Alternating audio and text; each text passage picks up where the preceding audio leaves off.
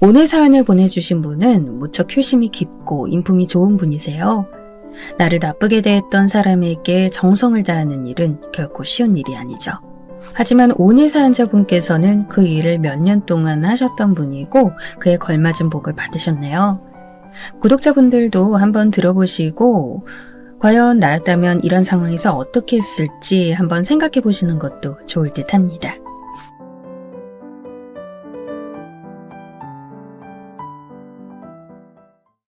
안녕하세요. 저는 40대에 들어선 남성입니다. 항상 사연 유튜브에서 사연 듣는 거 좋아하는데 이렇게 제가 쓰게 될 줄은 몰랐네요. 저는 인생을 평범하고 평온하게 살아온 편이지만 동시에 결혼한 후 꽤 힘든 일도 겪었습니다. 사실 저만이 아니라 결혼 후 많은 일을 겪는 분들이 대부분이지만 손톱 및 가시가 제일 아프다고 저는 나름대로 참 힘들었던 기억이 있습니다. 여성분들은 대부분 시댁과 문제가 있으시죠? 저는 반대로 장모님과 트러블이 꽤 있었어요. 저는 30 초반에 결혼했습니다. 결혼을 그렇게 빨리 하고 싶지도 않았고 자유로운 싱글 생활을 원래는 좋아했어요. 여성과의 연애나 돈이나 여러 방면으로 크게 욕심 있는 성격도 아니라서 그냥 보통 회사를 다니며 적당히 돈 벌고 적당히 자유롭게 사는 솔로 생활을 정말 사랑했습니다. 하지만 인연이라는 게 참 갑작스럽게 다가오기도 하죠. 저는 인터넷 동호회에서 사진 촬영을 즐기고 함께 다녔는데 거기서 지금의 아내를 만나게 되었어요. 저와 동갑이었고 굉장히 활달하고 사진도 잘 찍고 싶은 욕심이 있는 사람이었죠. 제가 카메라와 사진에 대해 잘 아는 편이었고 아내는 사진을 배우려는 욕심이 있는 사람이라 서로 이야기를 참 많이 하게 되었어요. 그래서 자연스레 가까워졌고 식사도 함께하고 따로 만나 사진도 찍으면서 호감이 생겼죠. 몇 달 뒤엔 사귀게 되었습니다. 그런데 처음에 제가 아내를 만나면서 몰랐던 건 아내가 의사였다는 사실이에요. 사귀기 직전까지 몰랐어요. 그런데 서로 호감이 짙어지고 관계가 가까워지면서 아내가 조심스럽게 자기가 의사라는 이야기를 했습니다. 사실 내 직업 이야기를 하면 오해 사는 경우가 많거든. 특히 인터넷 동호회처럼 좀 가벼운 관계에선. 아, 저런. 여자들은 질투하기도 하고 남자들은 이상하게 다가오려는 사람들이 많고 그래서 그런 게 좀 싫었어. 그랬구나. 당신은 그렇지 않은 사람이라 너무 좋아. 아내는 그렇게 말하며 저한테 웃어주었어요. 전 아내에 비하면 정말 아무것도 가진 게 없는 일반 회사원일 뿐이지만 그렇다고 해서 아내에게 열등감이 있거나 그렇진 않았어요. 아내는 다른 사람과 사귀는 동안에 그런 종류의 열등감을 가진 남자들이 정말 많았다고 했어요. 그게 싫어서 같은 의사와 사귀면 너무 비슷한 일을 하는 처지라서 또 서로 호기심이 생기지 않아 힘들었고요. 그런 아내에게 저는 정말 적당한 남자친구였던 모양이었습니다. 저희는 서로 참 많이 사랑하게 되었어요. 서로 사귀면서 이 사람하고는 한평생 같이 살아도 되겠구나 하는 생각이 드는 일은 참 드물죠. 아내와는 그런 확신이 있었어요. 그런데 남들이 보기엔 우리 참 스펙 차이 난다고 하겠다. 결혼을 결심하며 전 아내에게 한숨과 더불어 그렇게 말했던 적이 있습니다. 열등감 같은 게 아니라 아무래도 남들이 보기엔 서로 너무 차이 나는 사람끼리 결혼한다고 생각할 것 같아. 그런 생각하지 마. 당신 내가 사랑하는 사람하고 결혼하는데 누가 입을 대? 물론 우리 결정이긴 하지만 남들 시선도 좀 신경 쓰이네. 당신 어머님부터 좀 싫어하시지 않을까? 전 한숨을 쉬었어요. 아내는 편모사라에서 자란 사람이었죠. 물론 처가는 돈이 많아서 매우 풍족하게 잘 사는 편이었지만 그래도 아버지 없이 어머니 혼자 키워낸 딸이었기 때문에 장모님이 아내를 정말 많이 아끼셨죠. 아내는 편모사라에서 자라면서 공부를 정말 잘해 의대를 갔고 그래서 장모님은 아내를 끔찍히 아끼셨어요. 아내한테는 오빠가 셋이나 있었고 남동생도 한 명 있었어요.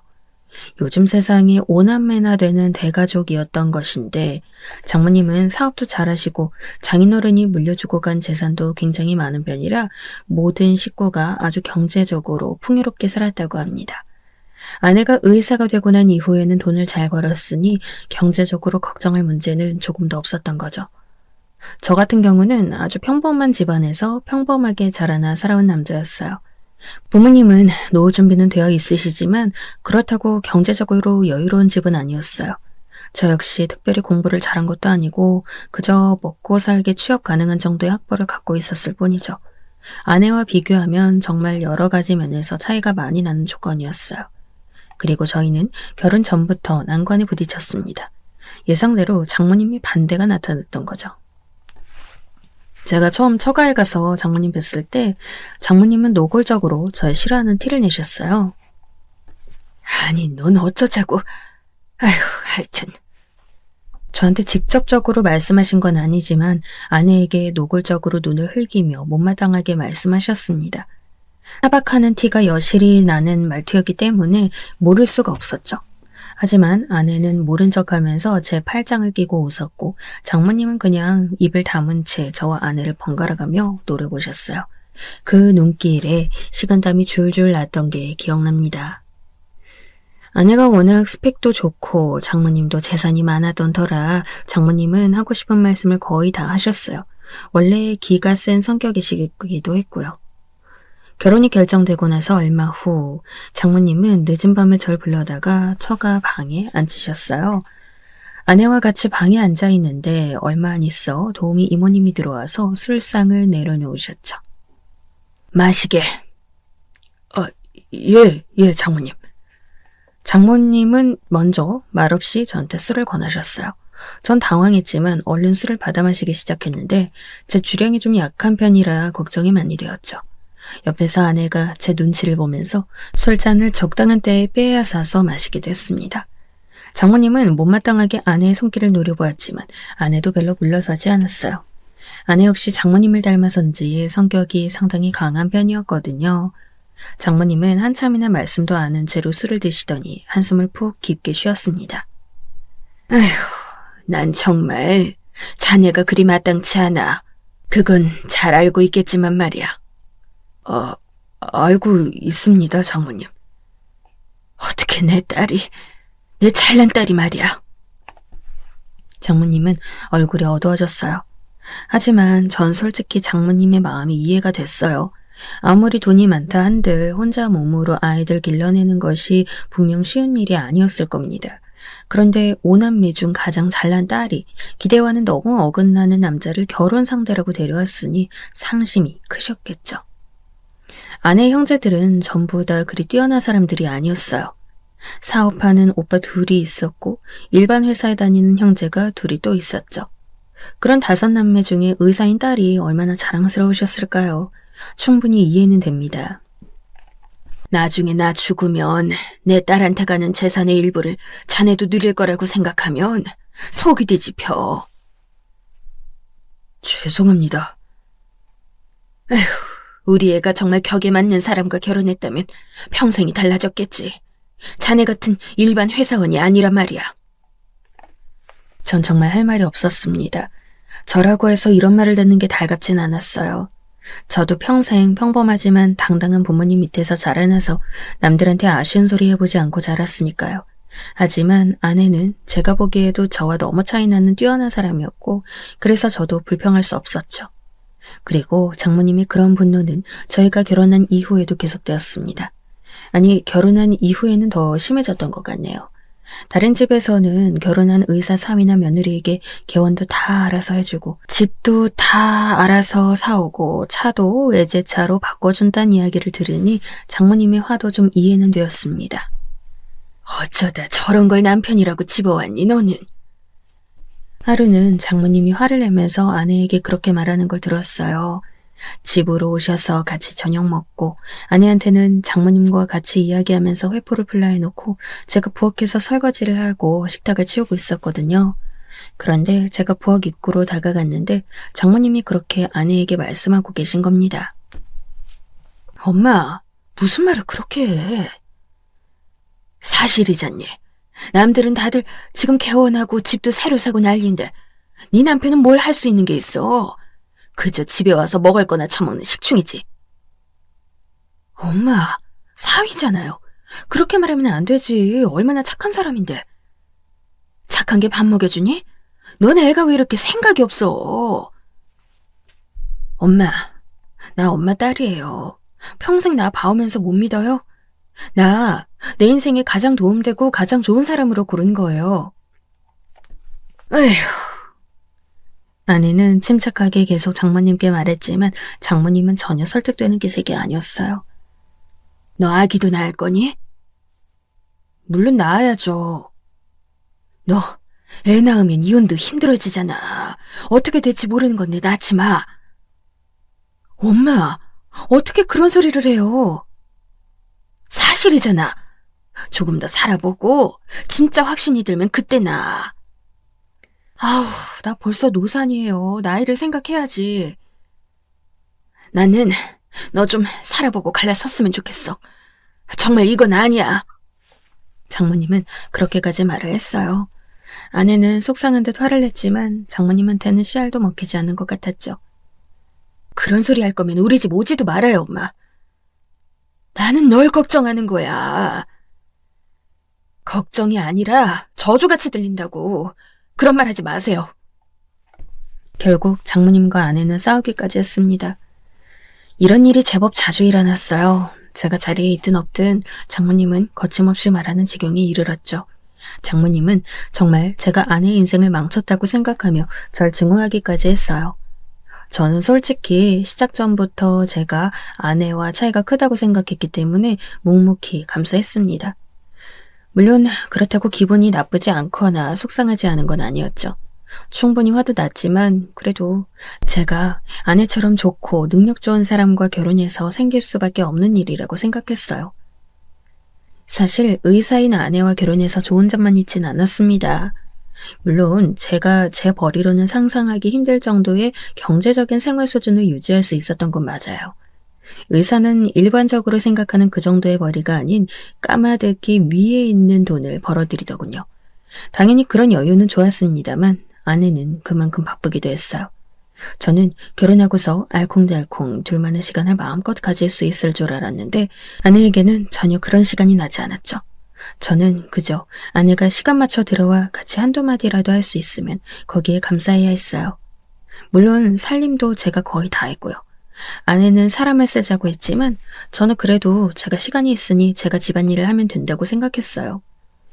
그래도 아내는 그 바쁜 일정 속에서 아이를 낳았습니다.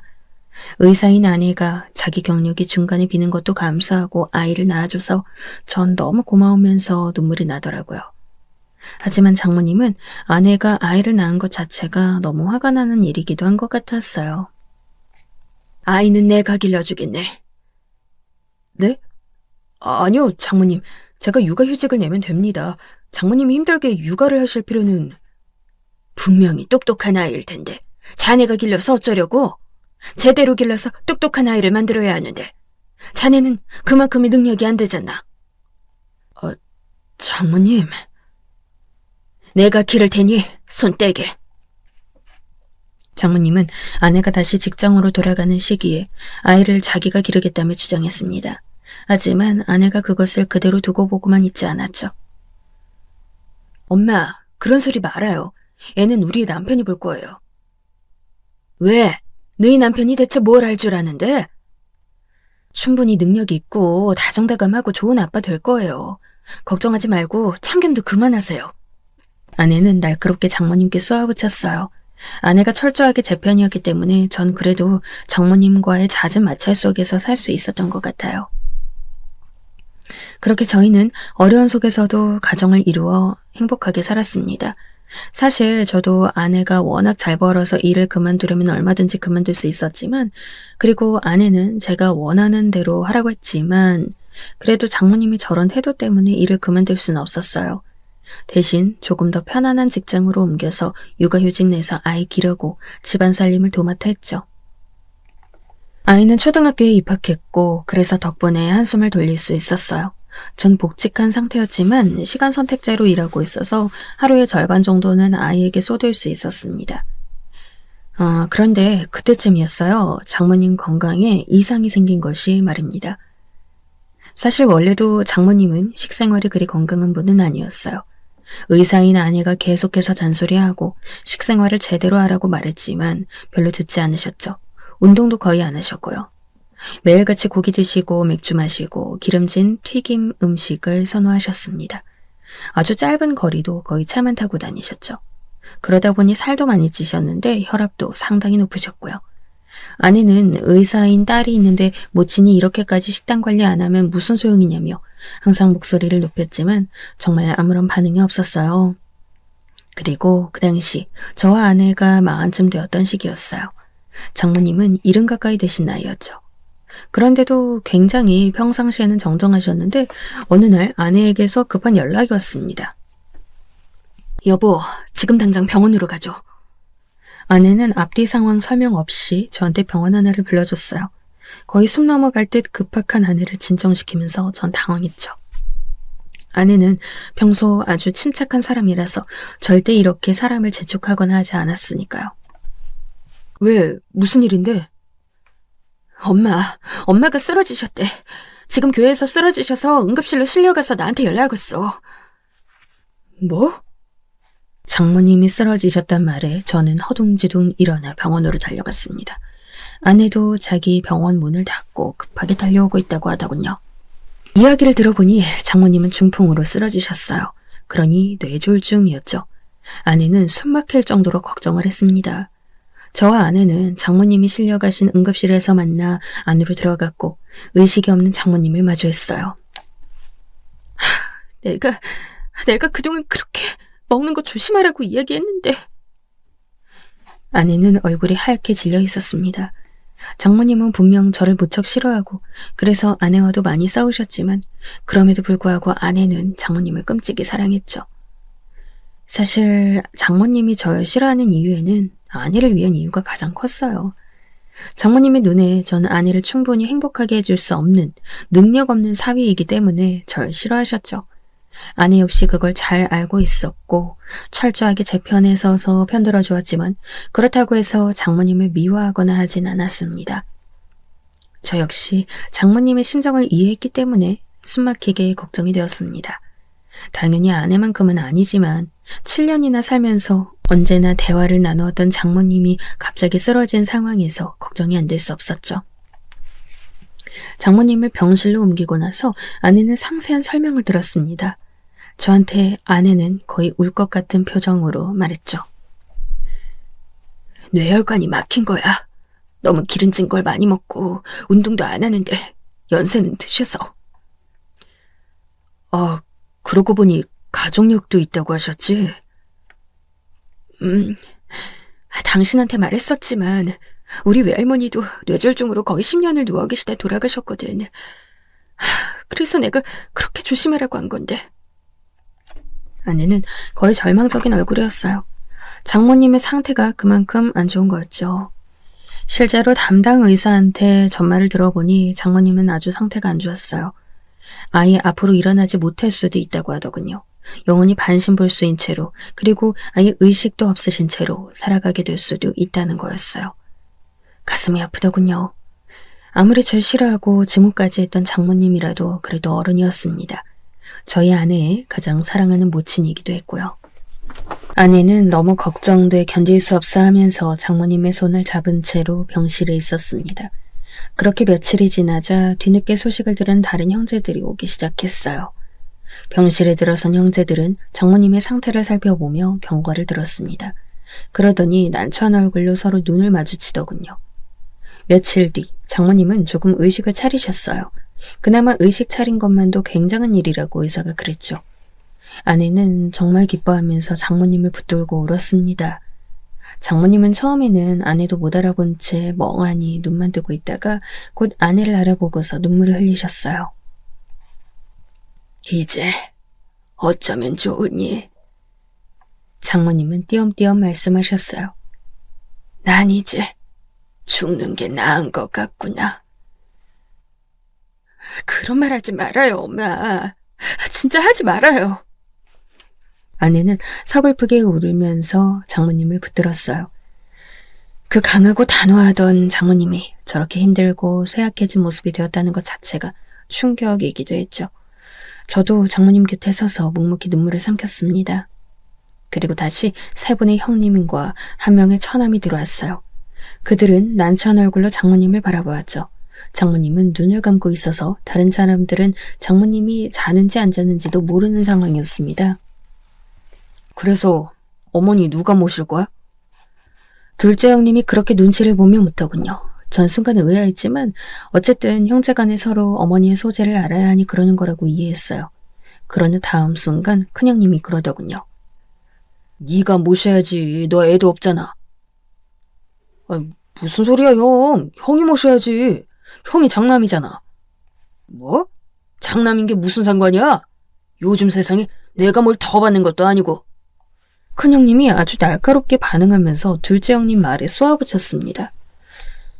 저는 이게 좀 안 좋은 방향으로 가고 있다고 느꼈어요. 아내도 병실에 앉은 채 형님들을 전혀 돌아보지 않았습니다. 야, 네가 모셔.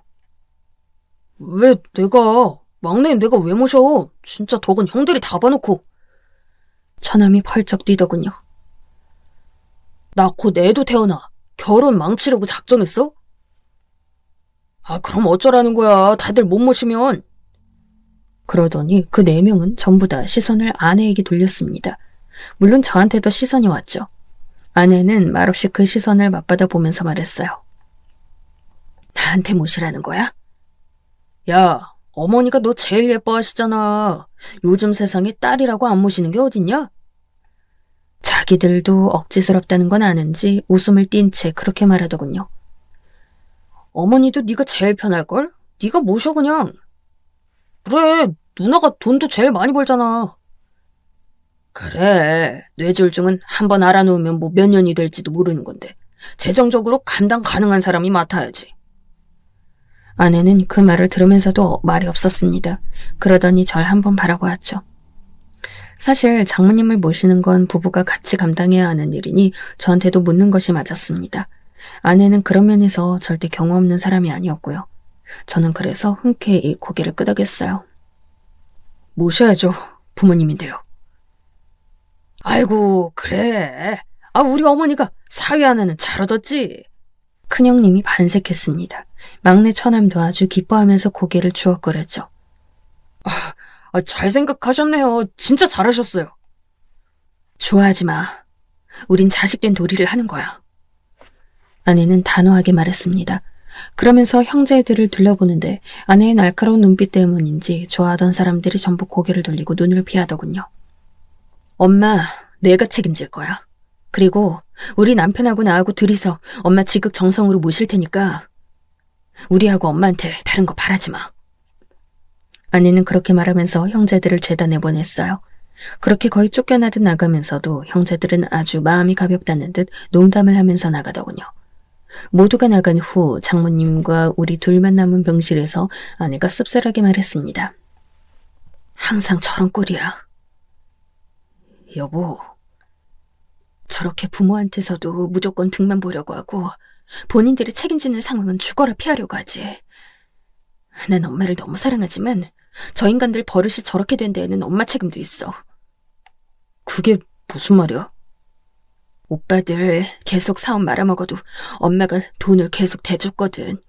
그러니까 당연히 엄마 재산은 자기들 거라고 생각했던 거지. 아무런 책임감도 없이 그저 남이 책임져주는 삶이 당연했던 거야. 오빠들한텐. 물론 막내라고 해서 다를 거 없었고. 그랬구나. 내가 당신한테 반한 건 당신이 우리 오빠나 동생과는 달리 책임감 있고 선한 사람이어서였어. 그게 정말 중요한 포인트였거든. 아내는 희미하게 웃었어요. 어딘가 필요하고 힘 빠진 모양새라 전 가슴이 무척 아팠죠. 제가 사랑하는 아내는 그런 표정을 짓지 않았으면 했습니다. 걱정하지 마 여보. 내가 모실게. 내가 책임질 테니까. 고마워. 아내는 그렇게 말하면서 눈물을 지었어요.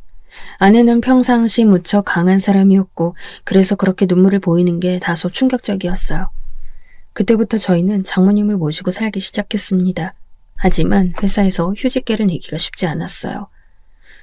저희 부모님도 아닌 장모님을 간호하기 위해서라고 하니까 마치 미친놈 보듯이 저를 보더군요. 아내는 그럴 거면 아예 직장을 그만두라고 했습니다. 내가 벌어먹여 살릴게. 물론 그래도 되긴 하지만 그래도 남자로서 일을 그만둔다는 게 결코 쉬운 일만은 아니었어요. 물론 아이도 있었고 장모님도 계셨기 때문에 제가 일을 그만두고 돌보는 것이 가장 좋은 일이었어요. 아무리 애가 초등학교 들어갔다고 해도 손이 많이 가는 건 사실이었으니까요. 망설여졌지만 그래도 아내의 어머니였습니다. 제가 세상에서 가장 사랑하는 사람인 제 아내의 어머니요. 그러니까 전 오랜 시간 다녔던 직장을 그만둘 수밖에 없었어요. 아내는 제게 정말로 고마워했습니다. 사실 우리 엄마가 당신한테 정말로 못된 말 많이 했잖아. 나 그거 신경 안 써. 장모님 입장에선 충분히 아쉬우셨을 거고. 제가 그렇게 답하자 아내는 고개를 저었습니다. 해선 안 될 말이기도 하고 속물적인 말이기도 해. 난 우리 엄마 사랑하지만 당신에 대해선 분명히 우리 엄마가 잘못했다고 생각해. 그래서 당신이 항상 미안하다고 대신 사과했잖아. 그래서 난 장모님한테 미운 거 별로 없어. 대신 정이 들었지.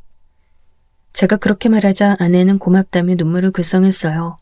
제 아내는 정말 잘났으면서도 마음이 따뜻한 사람이었어요. 저런 사람이 소중하게 여기는 장모님을 잘 간호해서 낫게 도와드릴 수 있다면 저는 아무것도 아깝지 않았습니다. 장모님의 상태는 상당히 위중했습니다. 처음에는 병원에서 모시고 나올 수 없을 정도라서 계속 입원을 하고 계셨어요. 초반엔 아예 정신 차리지 못하고 계실 때가 많아서 간병인을 쓰기도 하고 제가 직접 가서 간호를 해드렸죠. 그리고 아주 조금씩 나아지기 시작했습니다. 정신 차리고 눈을 뜨고 계시기도 했는데 처음에는 눈을 뜨셔도 사람을 알아보지 못하셨어요. 아내가 그 모습을 보고 얼마나 많이 울었는지 모릅니다. 그리고 조금 더 시간이 흐르자 아내를 알아보기 시작했습니다. 장모님은 눈을 깜빡이면서 아내의 손을 잡고 눈물을 흘리셨죠. 그리고 시간이 더 흐르자 절 알아보셨습니다. 자네. 더듬거리면서 말씀하시는 장모님의 얼굴은 일그러져 있었죠. 감정적으로 일그러진 게 아니라 뇌졸중 때문에 어쩔 도리 없이 일그러진 것이었습니다. 네, 장모님. 자네가 왜 계속 날 간호하나? 그때쯤 되니 장모님도 자식들이 아닌 사위가 옆에 붙어 모든 것을 돌본다는 걸 알아차렸습니다. 저는 좀 머쓱해졌죠. 장모님께 잘 보이려 하는 것도 아닌데 괜히 다른 사람들보다 제가 낯선 것 같은 분위기였거든요. 아, 그게 형님들이나 처남이 바빠서 시간이 안 된다고 해서요. 그래서 제가 장모님 간호를 하게 되었습니다. 애들이 바쁘대? 네, 아무래도 사업도 하시고 직장도 다니시니까. 자네도 직장에 다니잖나?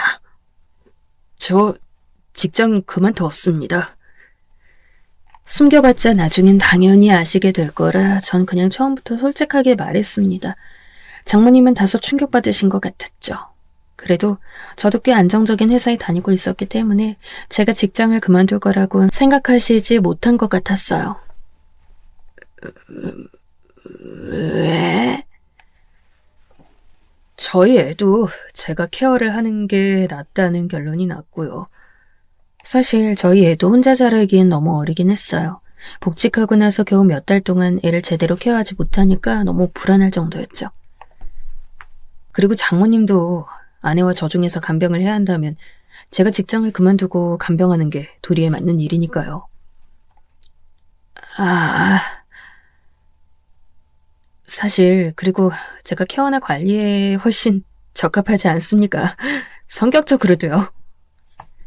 장모님이 울려고 하셔서 전 분위기를 가볍게 만들려고 농담을 했습니다. 하지만 장모님은 눈에 눈물을 가득 담고 절 바라보셨죠. 내 아들들도 안 하려는 간병을 자네가 하는 거구먼. 아니요, 그건 아닙니다. 그냥 그분들은 너무 바빠서. 에휴, 나도 다 아네. 장모님은 한숨을 깊이 내쉬었어요. 난 항상 내 딸만 예뻐했지. 그게 처음부터 그랬던 건 아니야. 그랬나요? 이유가 있으셨던 겁니까? 내 아들들은 항상 내 기대를 저버렸고 또 지혜의 미를 완전히 돈 뽑는 기계 취급을 했거든. 장모님은 뇌졸중으로 말하기가 힘겨우신데도 천천히 입을 움직이면서 말씀하셨습니다. 지금은 내가 누워있으니 찾아오지도 않지. 하지만 예전에 내가 멀쩡했을 땐 하루가 멀다 하고 쫓아와 나한테 비위를 맞췄어. 왜냐면 돈 내놓으라고 그런 거였지. 그건... 아니, 변명해줄 필요 없어. 내 자식들은 내가 잘 알아. 장모님은 분노가 솟아오르는지 목소리가 떨리기 시작했습니다. 그 애들은 날 그저 돈으로만 봤어. 사업하고 망해먹고선 아무런 책임감도 없이 나한테 와서 또 돈을 달라고 했지. 제 자식들이 유학을 가야 하면 나한테 와서 유학 비용을 달라 했고, 집을 사고 싶으면 나한테 와서 사달라고 했어. 난 멍청하게 그것들도 자식이랍시고 그 말을 다 들어줬어. 장모님은 분노로 가득 찬 채 말씀을 이어갔습니다. 하지만 이렇게 내가 쓰러지고 나니 쳐다도 보지 않는 거야. 내가 병실에 누워있는 동안 그 녀석들은 단 한 번도 오지 않았어. 바쁘면 지까지 것들이 뭐가 그리 바쁘단 말이야. 애 기르는 자네나 의사인 딸보다 더 바쁘겠나? 장모님의 말에는 일리가 있었습니다. 아내는 정말 바쁜 사람이었지만 그런데도 꼬박꼬박 병실에 들러 장모님을 보고 갔어요. 저한테 고생한다면서 밥도 사주고 손을 꼭 잡고 고맙다고 인사하고 가는 것도 잊지 않았죠. 학회니 뭐니 다니면서 경력 관리하는 것만도 바쁠 텐데 아내는 그런 면에도 소홀하지 않았습니다. 장모님은 아들들에 대한 분노가 솟아오르는지 깊은 한숨을 쉬며 다시 누우셨어요. 그때까진 장모님이 반신을 거의 못 쓰셨고 긴 대화를 간혹 하실 때가 있어도 거의 정신이 왔다 갔다 하실 때가 많았거든요. 지금 생각하면 그때 장모님이 얼마나 힘드셨을지 짐작합니다. 원래 기가 세고 활달한 성격이셨는데 순식간에 쓰러져 아무것도 못한 채 반신은 못 쓰게 되었으니 말이죠. 저는 장모님을 최대한 잘 모시고 싶어서 성심을 다했어요. 아이에게도 마찬가지였고요. 아내는 농담하면서 아이도 장모님도 이제 저를 더 좋아한다고 자기가 밀렸다면서 웃었습니다. 그렇게 장모님이 누워 계셨던 게 거의 3년이 된 것 같네요. 3년 내내 저는 아이를 케어하고 장모님을 모시면서 불평불만 없이 지냈어요. 장모님은 아주 조금씩이지만 나아지셨고 그 후론 집에서 머물면서 병원에 통원치료를 다니셨거든요. 저희 집 방을 하나 비워서 계시게 했는데 혼자 지내는 것보다 훨씬 아늑하고 좋다면서 좋아하셨습니다. 저희 아이도 할머니가 함께 사니까 더할 나위 없이 좋아했고요. 그래서 이대로만이라도 조금씩이라도 좋아지면 좋겠다 싶었습니다. 장모님은 저와 함께 지내면서 저한테 마음을 정말 많이 여셨어요. 한 번은 그러시기도 했죠. 상태가 많이 안 좋았던 초기 제가 아침에 들어가 몸을 닦아드리고 식사를 도와드렸어요. 상을 가져다 놓고 장모님이 조금 더 편하게 드실 수 있도록 한 숟가락씩 죽을 떠서 식혀 드시도록 해드렸습니다. 제가 숟가락으로 퍼서 입에 갖다 드리고 흘린 죽을 조금씩 닦아드릴 때마다 장모님은 낯이 침울해지시더니 그만 드시겠다고 하셨죠.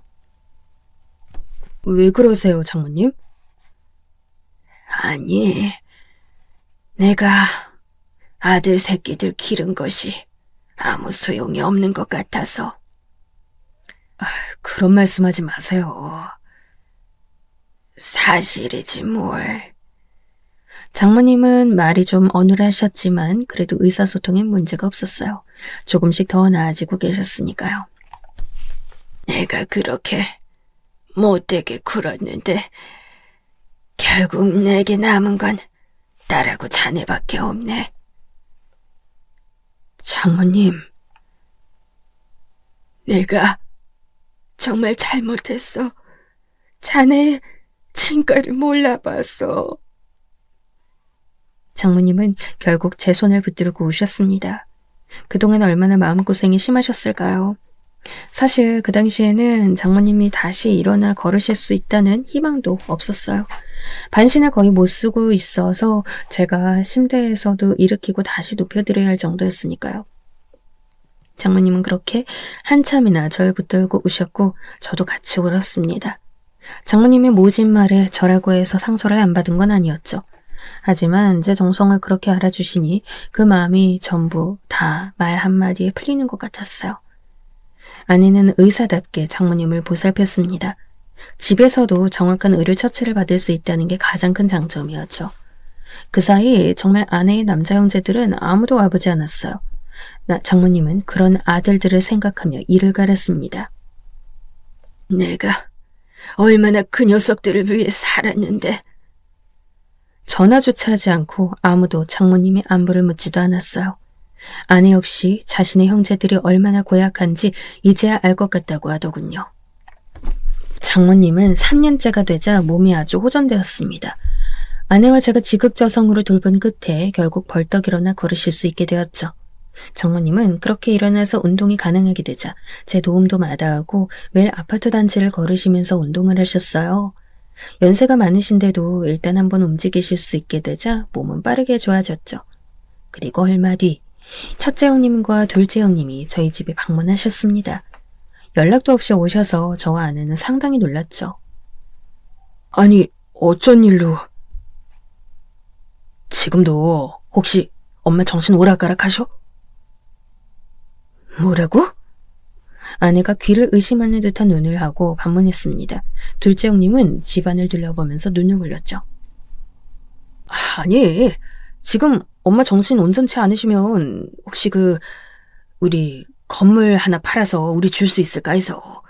엄마 정신 안 나신 상황이라도 인감도장하고 신분증만 있으면 될 테니까. 엄마 의견을 물어봐야 하진 않겠어? 뭐 눈만 뜨고 제대로 말씀도 못 하시는데 뭘 의견을 물어봐. 그리고 우리 지금 필요해. 형하고 나하고 같이 한 사업이 좀 어려워서. 첫째 형님과 둘째 형님은 희죽거리고 웃으며 아내에게 비굴하게 말했습니다. 누가 보아도 아내가 장모님 모시고 주도권을 쥐고 있는 상황이라 그랬겠죠. 하지만 옆에서 제가 봐도 너무 비굴하면서도 자기 입속만 채우려는 사람들이라 환멸이 들었어요. 내가 아니라 엄마한테 직접 물어봐. 뭐? 엄마! 아내는 작은 방을 향해 큰 소리로 불렀습니다. 그러자 잠시 누워 계셨던 장모님이 일어나서 나오셨죠. 약간 발을 절긴 하지만 제대로 제정신인 채 걸어 나오시는 장모님을 보고 첫째 형님과 둘째 형님의 얼굴빛이 변했습니다. 너희 지금 뭐라고 했니? 장모님은 방 안에서 다 들으신 듯 엄한 얼굴로 형님들을 추궁했습니다. 형님들은 사색이 된 채 저와 아내를 번갈아 보았죠. 아니 그게... 엄마 언제 일어나셨어? 그러니까 언제 정신이... 치매 노인네가 아니고 멀쩡한 정신이라 아주 슬펐겠구나. 나쁜 녀석들. 장모님은 벌컥 화를 내셨어요. 형님들은 대꾸도 못하고 목을 움츠리셨죠. 이제 와서 나한테 돈을 달라 이거지? 니놈들은 나 아픈 동안 단 한 번을 안 와보고 말이다. 그게 엄마... 어머니, 오해요. 저희가 못 온 건 그동안 너무 바빠서 사업도 잘 안 되고... 이제 읍소작전을 펼치려는지 형님들은 사업이 너무 힘들고 어렵다면서 장모님한테 매달렸죠. 하지만 장모님은 3년 동안의 투병 생활 동안 형님들의 마음을 다 알아버려서 거기에 전혀 넘어가지 않았습니다. 웃기지 마라. 다 소용없어. 나한테 아들은 이제 우리 사위뿐이다. 너희들은 아들도 아니야. 장모님은 노하셔서 소리를 지르셨어요. 형님들은 절박한 얼굴로 장모님께 매달렸지만 더 이상 봐줄 생각이 없으신 듯 했죠. 다 꺼져라. 난 너희를 더 이상 아들로 생각 안 하겠다. 장모님의 농우성에 결국 형님들이 전부 쫓겨났습니다. 아내는 웃음을 머금고 장모님을 부축했어요. 너무 화내지 말아요, 엄마. 그러다 도진다. 에휴, 그래. 내가 저런 것들을 아들이라고. 우리 사위만 이제 내 아들이다.